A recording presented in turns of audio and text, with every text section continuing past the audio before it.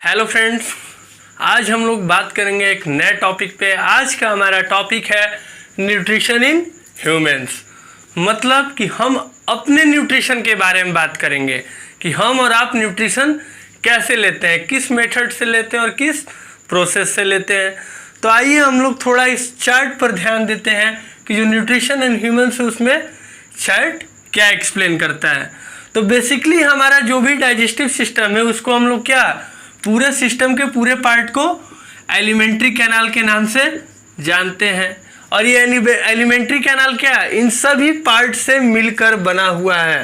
पहला क्या है हमारा mouth, buccopharyngeal cavity, oesophagus, stomach और इंटेस्टाइन। ये सारा पार्ट मिलकर क्या बनाता है, एलिमेंट्री कैनाल को। तो हमें पता है कि हमारा न्यूट्रिशन का मेथड क्या है। हम लोग किस टाइप के न्यूट्रिशन लेते हैं, होलोजोइक लेते हैं। होलोजोइक क्यों? क्योंकि हमारा जो भी डाइजेशन होता है उसका एक प्रोसेस है। जैसे कि हम लोग का फूड टेकिंग प्रोसेस है, इंजेशन करते हैं, फिर डाइजेशन करते हैं, फिर देन अगेन आगे हम लोग क्या एब्जॉर्प्शन और एसिमिलेशन करते हैं, फिर जाकर उसको क्या करते हैं, इजेशन करते हैं। तो ये तो हम लोगों ने क्या एक शॉर्ट में पढ़ा था कि ये प्रोसेसेस हैं। लेकिन इस टॉपिक में हम उसी चीज़ को क्या एक्सप्लेन कर पढ़ेंगे, पूरे एडवर्स फॉर्म में पढ़ेंगे कि किस तरीके से हम लोग फूड टेकिंग प्रोसेस करते हैं। फूड टेकिंग प्रोसेस करते हैं तो उस फूड को खाने के बाद क्या क्या होता है, फूड को हम लोग कैसे चबाते हैं, चबाने के लिए कौन कौन से हम लोग के मैकेनिज्म काम करते हैं, कौन सा तीत हम लोग का किस चीज़ में काम आता है। तो उस चीज़ को हम लोग थोड़ा डिटेल में इसमें पढ़ेंगे। जैसे कि पहला हम लोग बात करते हैं माउथ का। हम सभी को पता है कि माउथ क्या हमारा मेन पार्ट है। यही वो मेन पार्ट है जहाँ से हम लोग क्या करते हैं, फूड को अंदर लेते हैं, फूड का इंटेक करते हैं। और याद कीजिए कि इसी इंटेक को हम लोग क्या बोलते हैं, इंजेशन। मतलब कि इंजेशन किया तो कहाँ से, माउथ से ना। अगर खाना खाया तो मुंह से ही ना खाएगा, तो मुंह से खाना खा लिए। तो माउथ अगर देखा जाए, माउथ की अगर स्ट्रक्चर की बात की जाए तो माउथ हमारा कैसा होता है, कैविटी लाइक स्ट्रक्चर होता है। कैविटी बाबू उसको बोला जाता है जो खाली स्पेस होता है। अगर आप अपने मुंह को खोल कर देखिए तो आपको दो साइड में क्या, एक अपर जा और एक ये नीचे लोअर जा दिखेगा। और ये अपर जा और लोअर जा में आपको क्या टीथ दिखेंगे, इक्वल नंबर ऑफ टीथ दिखेंगे। अब ये एज के ऊपर डिपेंड करता है कि नंबर ऑफ टीथ कितने होंगे, लेकिन इसको हम लोग आगे चल के बात करेंगे नंबर ऑफ टीथ पे। अभी हम लोग शॉर्ट में थोड़ा इसको देख लेते हैं। तो माउथ को हम लोगों ने देखा कि कैसा था, कैविटी लाइक स्ट्रक्चर था। उस कैविटी के अंदर हम लोग को क्या क्या दिखा, टीथ दिखा, ठीक। उसके बाद टंग दिखा, और क्या दिखा, उसके अंदर मस्कुलर वॉल लेयर्स दिखा ना। साइड में ये जो चिक है हमारा वो क्या है, मस्कुलर वॉल है। अपर साइड में हम लोग जब टंग से टच करते हैं तो अपर साइड में हम लोग को हार्ड सरफेस मिलता है, जिसको कि हम लोग क्या तालू कहते हैं। बेसिकली उसको हम लोग बायोलॉजिकल वर्ड में, बायोलॉजिकल लैंग्वेज में, साइंस के लैंग्वेज में उसके लिए हम लोग वर्ड यूज करते हैं पैलेटाइन। कौन सा वर्ड, पैलेटाइन रगी। अब ये पैलेटाइन रगी क्या है, पैलेटाइन रगी इसलिए होता है क्योंकि हमने जो भी खाना खाया वो क्या स्लिप करके बाहर ना आए।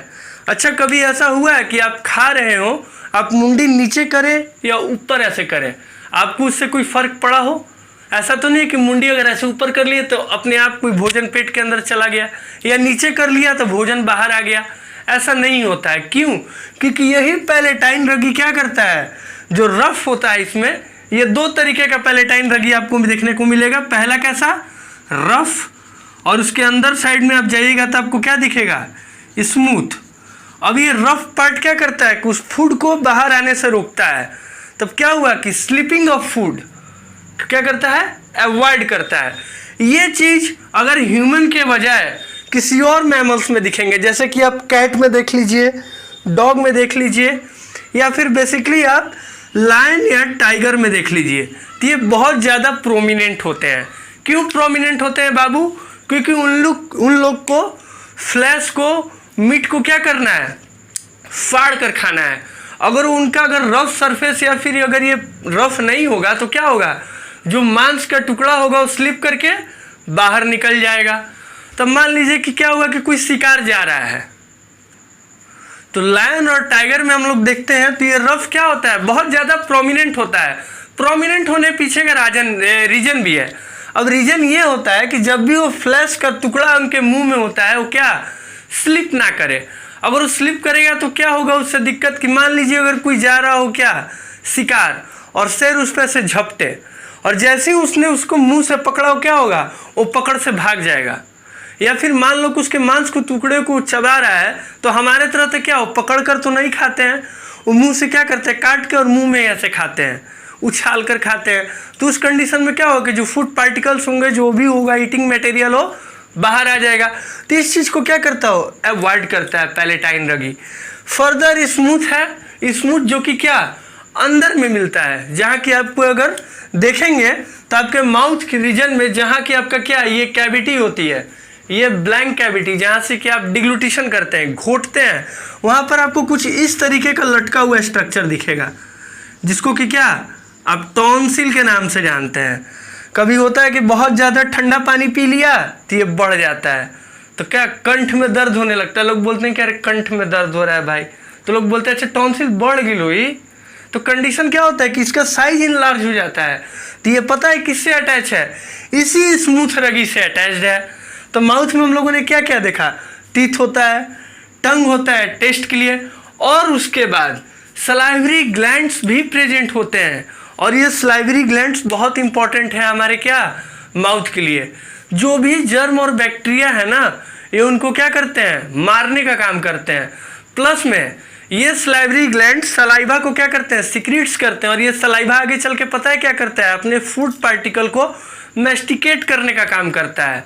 उस मैस्टिकेशन की वजह से फूड को कैसा बनाता है, सॉफ्टी और जूसी बनाता है। बाद में जो कार्बोहाइड्रेट्स होता है, मान लीजिए कि आपने कार्बोहाइड्रेटिक भोजन खाया, आपने रोटी को खाया, कभी आप ऐसा चीज़ मतलब कि आप एक्सपेरिमेंट कीजिएगा, आप एक प्लेन रोटी लीजिएगा, गरम ठंडा कैसा भी, आप ना सब्जी भुजिया कुछ भी उसके साथ मिक्स नहीं कीजिएगा, आप केवल रोटी को ऐसे मुंह में खाकर उसको 5 से 10 मिनट तक चबाते रहिएगा। आप फील कीजिएगा कुछ टाइम के बाद कि आपको स्वीट टेस्ट आ रहा है। वो स्वीट टेस्ट क्या है, जैसे ही आपने रोटी को खाया तो रोटी हमारा किस चीज़ का बना था बाबू, कार्बोहाइड्रेट का, वो चीनी का गोला है।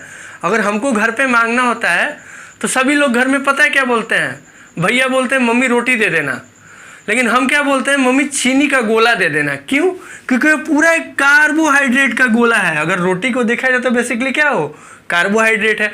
अब ये जब कार्बोहाइड्रेट बाबू ब्रेक करता है ना, क्योंकि सलाइवा क्या उसके साथ रिएक्ट करता है और कार्बोहाइड्रेट को ब्रेक करना शुरू करता है। जैसे ही ये ब्रेक करना इसको शुरू किया, ये क्या बनेगा, ग्लूकोज बनाना शुरू करेगा। और ये ग्लूकोज क्या करता है, हमारे मुंह में मिठास का एहसास कराता है। तो सोचिए कि एक सलाइवा इतना ज़्यादा काम करता है। सलाइवा के पास एक और एंजाइम होता है जिसका कि नाम टाइलिन होता है, वो भी अपना बहुत इंपॉर्टेंट रोल प्ले करता है। जब हम लोग डिटेल में पूरा पढ़ेंगे इस स्ट्रक्चर को तो हम सभी चीज़ को लिखते हुए आगे बढ़ेंगे। फर्दर हमारा नेक्स्ट क्या था, बर्कोफेरेंजियल कैविटी। अच्छा, अभी कैविटी तो हमने आपको बताया, ठीक, कि किसी खाली स्पेस को हम लोग कैविटी बोलते हैं।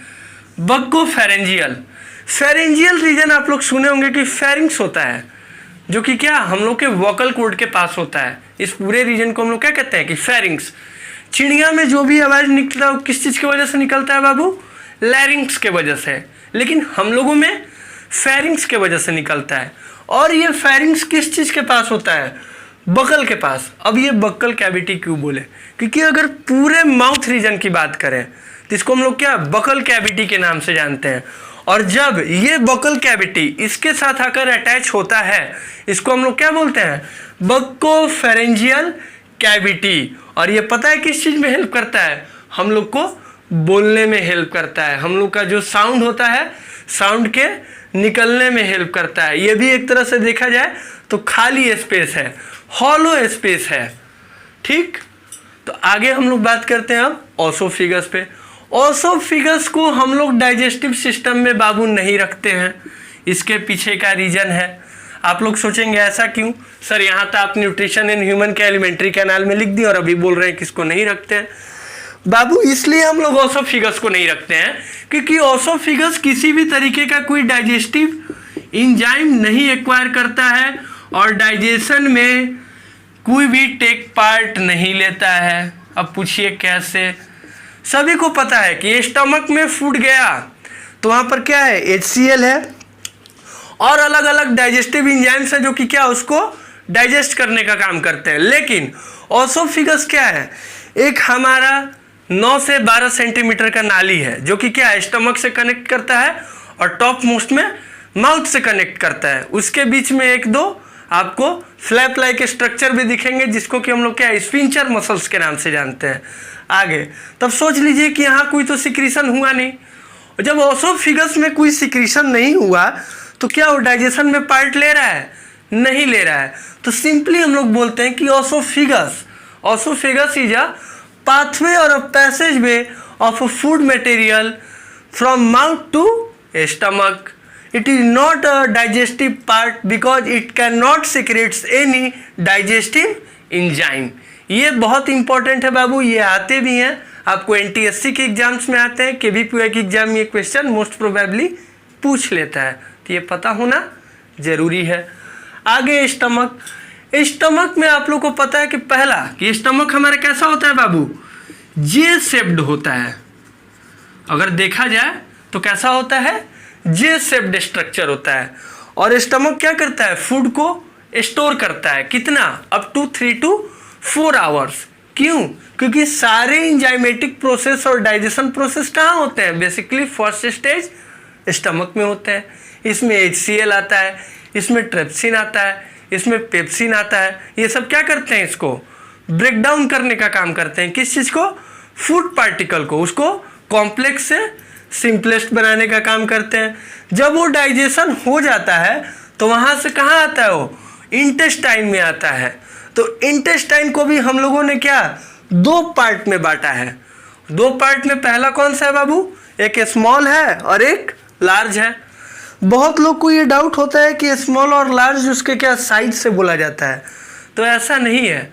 हम लोग स्मॉल और लार्ज उसके सरफेस एरिया पे बोलते हैं कि अगर सरफेस एरिया ज़्यादा है तो क्या हो, लार्ज इंटेस्टाइन है, और सरफेस एरिया कम है तो क्या है, स्मॉल इंटेस्टाइन है। अभी हम लोग आगे डिटेल में बात करेंगे पूरे पॉइंट के साथ कि माउथ में क्या क्या वर्किंग एक्टिविटी होती है और क्या क्या चीज़ें होती हैं। अरे तो पंखा चालू करो, वीडियो सब बेकार हो जाए। तो आइए हम लोग थोड़ा देखते हैं कि माउथ के बारे में क्या पॉइंट है। माउथ के लिए हम लोगों ने पॉइंट में लिखा कि it is the upper most opening of the human digestive tract. देखिए इससे पहले हम लोगों ने अभी बताया था, हमने बोला था कि माउथ हमारा क्या सबसे अपर पार्ट होता है, किस चीज़ का, डाइजेस्टिव ट्रैक्ट का। और क्या वो एक पैसेज में है, एक पाथवे है जो कि क्या करता है, फूड टेकिंग प्रोसेस में हेल्प करता है। जैसे कि हमने क्या, injection of food. Injection of food मतलब क्या है, टेकिंग ऑफ फूड, फूड के खाने के प्रोसेस को हम लोग इंजेक्शन कहते हैं। ये शायद हमने पहले भी बहुत बार बताया है। तो माउथ के लिए क्या कि upper most opening of the human digestive tract which gives passage for injection of food. Is it guarded by 2 soft movable lips.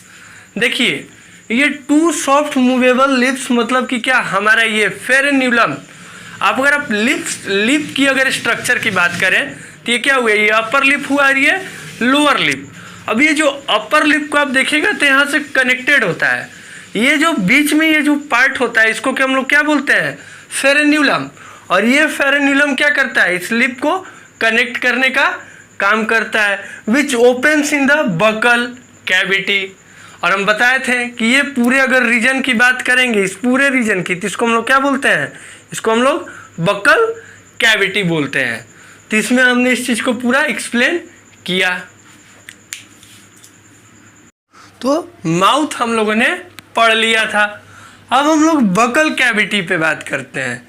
इससे पहले हम बकोफेरेंजियल कैविटी के बारे में एक्सप्लेन कर दिए थे कि बकोफेरेंजियल कैविटी किस किस चीज़ को इंक्लूड करेगा। अभी हम लोग बात करेंगे बकल कैविटी की। तो पहला क्या है कि it is a oral cavity. Oral cavity, अब ये ओरल कैविटी और बकल कैविटी में थोड़ा डिफरेंस है।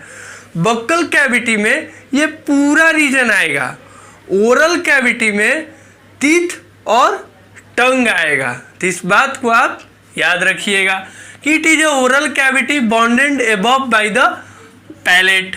हमने पैलेट के बारे में अभी आपको बताया था कि पैलेट कैसा, दो टाइप का होता है। कैसा, एक रफ और एक स्मूथ।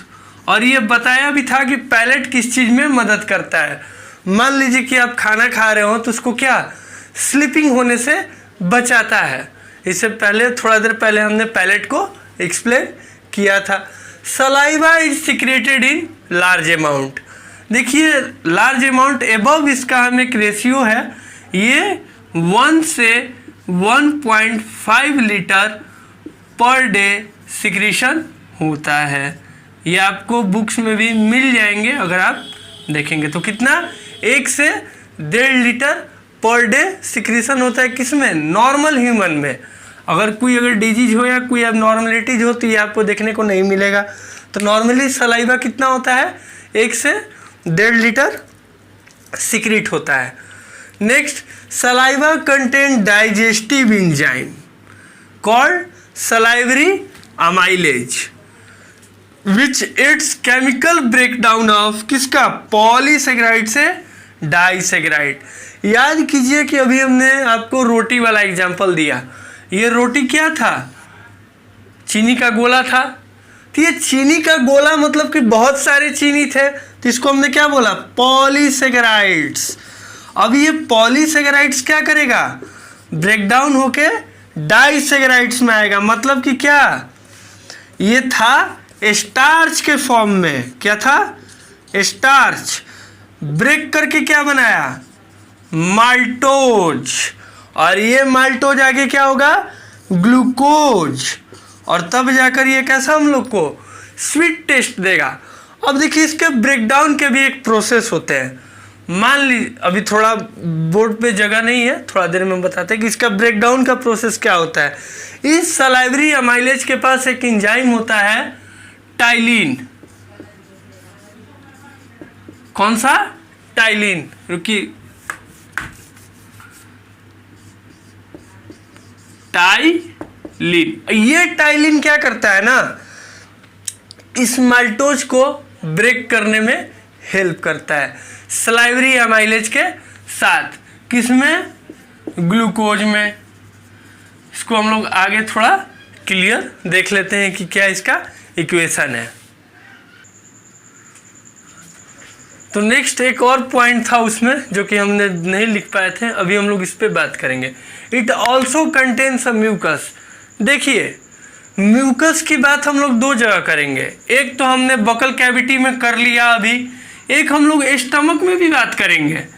ये स्टमक में ये म्यूकस क्या काम करता है, जो HCl सिक्रीट होता है उससे इरोड होने से मस्कुलर लेयर को वो क्या करता है, प्रोटेक्ट करता है। अब मान लीजिए कि HCl कैसा, हाईली कंसंट्रेटेड 3 उसका pH है, तो सोचिए कि कितना ज़्यादा क्या हो उसका, मतलब कि क्या इफेक्ट कितना ज़्यादा होगा, हाईली कोरोसिव है। लेकिन ऐसा तो नहीं हुआ कि भाई अभी तक में कभी पेट में छेद हो गया और सारा भोजन बाहर आ गया, तो ये क्यों नहीं हो पाता है, इसी म्यूकस के लेयर के वजह से। म्यूकोजल लेयर क्या करता है कि इस pH पे जो एसिड सिक्रेट्स हुआ, जो भी मस्कुलर वॉल डैमेज हुए, इसको क्या करता है, फिर से बना देता है।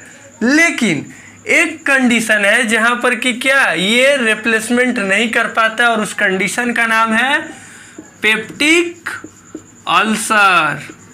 और आप आगे इसके बारे में डिटेल में आपको हम पढ़ाएंगे। जब स्टमक की बात करेंगे तो पेप्टिक अल्सर को भी अच्छे से पढ़ेंगे। अभी म्यूकस की बात थी तो हमने इतना बता दिया कि आपको स्टमक में भी देखने को मिलेगा। यहाँ पर क्या करता है ये म्यूकस, ये म्यूकस फूड को सॉफ्टी बनाने में काम करता है। क्योंकि अगर फूड सॉफ्ट फॉर्म में नहीं होगा तो आप उसको निगल नहीं सकते हैं, उसको डिग्लिटेशन प्रोसेस से हम लोग मतलब ले नहीं सकते हैं। और जो देखिए नॉर्मली फूड को भी अलग अलग स्टेप में बांटा गया। आप खाना खाएं, आपके अगर माउथ रीजन में है फूड तो उसको हम लोग क्या बोलते हैं, बोलस। जैसे ही ये माउथ रीजन से बाहर आया, मतलब नीचे की तरफ आया, उसको हम लोग क्या बोलते हैं, काइम। आपके बुक में शायद ये दिया हो, अगर नहीं भी दिया हो तो याद रखिएगा, बोलस होता है, उसके बाद जैसे ही वो नीचे आया उसको हम लोग क्या बोलते हैं, काइम बोलते हैं। तो जब ये बोलस के फॉर्म में था, तो मान लीजिए कि अगर ये कार्बोहाइड्रेट हुआ, पॉलीसेकेराइड्स अगर मटेरियल हुआ, तो क्या होगा, फर्स्ट स्टार्च के फॉर्म में होगा। उस पर एक्शन कौन करेगा, मतलब कि बक्कल कैविटी में एक्शन कौन कर रहा है, सलाइवरी एमाइलेज या तो टाइलिन। ये दोनों एंजाइम कहाँ प्रेजेंट होते हैं, हमारे बक्कल कैविटी में। ये दोनों क्या किए, इस स्टार्च को तोड़े माल्टोज में, मतलब माल्टोज के डाइसेकेराइड्स भी बोलते हैं और स्टार्च को पॉलीसेकेराइड्स। तो क्या हुआ, माल्टोज डाइसेकेराइड के फॉर्म में था। अब ये माल्टोज आगे चल के पता है किस चीज़ में ब्रेक होगा, ग्लूकोज में ब्रेक होगा। अभी थोड़ा देर पहले हमने इस चीज़ को बताया था, एक एग्जांपल देके कि एक रोटी का पूरा गोला है, तो ये क्या है, एक पॉलीसेकेराइड्स का पूरा ग्रुप है। अब ये पॉलीसेकेराइड्स का ग्रुप क्या हुआ कि हमारे मुंह में आया और हमारे जैसे ही सलाइवा क्या हुआ, इसको एक्शन करेगा। अब देखिए इससे एक रिलेटेड बात है, कभी देखा है कि फीवर लगा हो या फिर मतलब कि क्या वेलबिंग ना हो, हमारा हेल्थ थोड़ा मतलब डिस्टर्ब हो मौसम की वजह से या तबीयत खराब हो, उस कंडीशन में हम कुछ भी चबा नहीं पाते हैं या ठीक से खा नहीं पाते हैं। रीज़न क्या होता है कि ये जो सलाइवा था ये बन नहीं पाता है, किस फॉर्म में, एडिक्वेट फॉर्म में, जितना कि हमारे बॉडी का रिक्वायरमेंट होता है। अब ये सलाइवा नहीं बना तो हमारे मुंह में कैसा हुआ, थोड़ा मतलब वेट टाइप का होगा, फूड को सॉफ्टन नहीं कर पाएगा। फूड को सॉफ्टन नहीं कर पाएगा तो हम उसको डिग्ल्यूट भी नहीं कर पाएंगे, निगल नहीं पाएंगे, तो ये प्रोसेस भी क्या उस टाइप से एक्टिविटी परफॉर्म नहीं कर पाएगा, क्योंकि सलाइवा कम हुआ तो ये एंजाइम्स भी उसमें कम देखने को मिलेंगे। तो कई बार होता है कि बुखार लगता है तो हम लोग खाने में भी बहुत मतलब थोड़ा मतलब क्या हेजिटेशन होता है कि अरे नहीं यार मन नहीं कर रहा है खाने का, क्यों, क्योंकि हमारा बॉडी का नॉर्मल फंक्शन नहीं हो पाता है। तो इससे एक रिलेशन ये भी है। आगे हम लोग बात करेंगे डिटेल में बक्कल कैविटी के बारे में नेक्स्ट लेक्चर में।